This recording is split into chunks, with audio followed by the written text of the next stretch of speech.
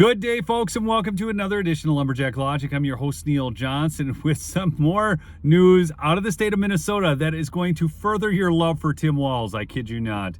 And I'm actually going to bring in an older story here that's a flashback to show you just how bad things are in Minnesota under the direction of Tim Walz. So this happened in Minneapolis, but it is a taxpayer-funded Minneapolis food pantry bans whites from accessing resources. This out of the Gateway Pundit. So as we read on here, a taxpayer-funded food pantry has come under fire after it was revealed that the owner attempted to block white people from accessing the resources. Michaela Kiko Jackson opened a pantry on July 27th using funds obtained through a Minnesota state grant for the purpose of feeding poor and hungry residents near the Sanctuary Covenant Church. However, the pantry was forced to relocate after a church chaplain filed a complaint over Jackson allegedly discouraging white people from using the service. Chaplain Howard Dotson, 54, told Alpha News that he had stopped by the pantry for himself but was denied service due to being a white male.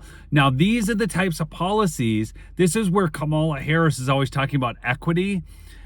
So talking about, well, we need equal outcomes from unequal inputs, okay?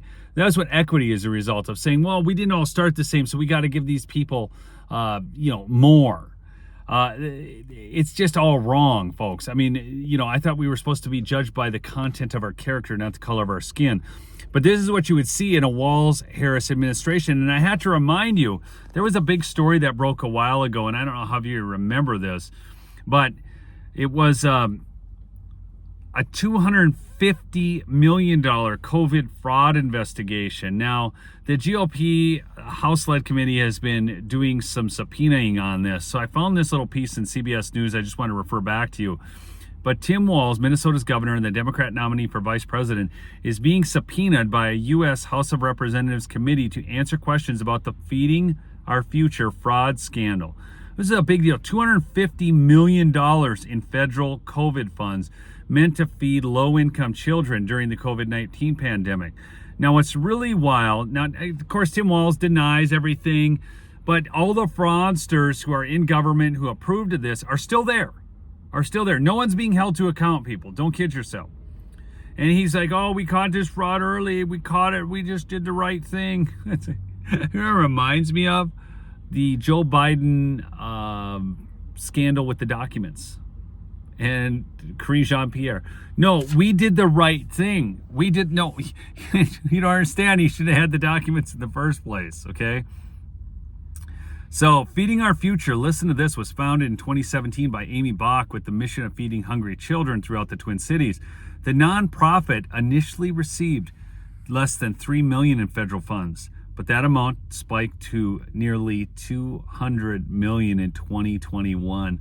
What on earth is going on that they would give those kinds of dollars away like that?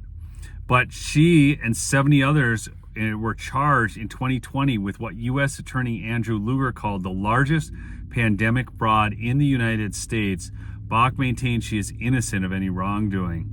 So this is what's going on.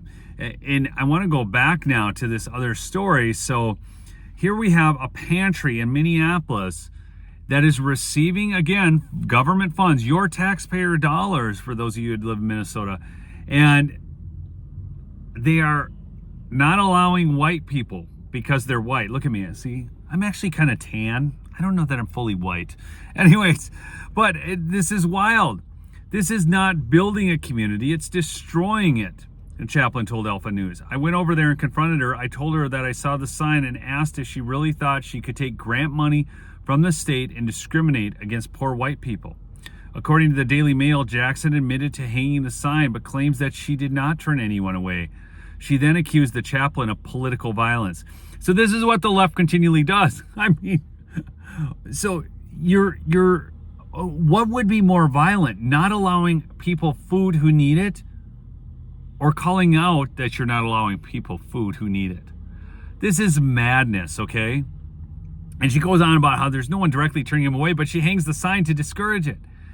Look, the left, and it's not just the left. We are talking about a division tactic by fraudsters, one worlders, globalists. That's what's going on here, folks. But this is what Tim Walz has overseen in the state of Minnesota. Don't kid yourself. Hey, go check out my sponsor, MyPillow. That's right, mypillow.com/lumberjack for big savings, $14.88 on standard MyPillows. That's the best deal ever on standard MyPillows, and free shipping on orders over $75. See you on the next episode. Peace out.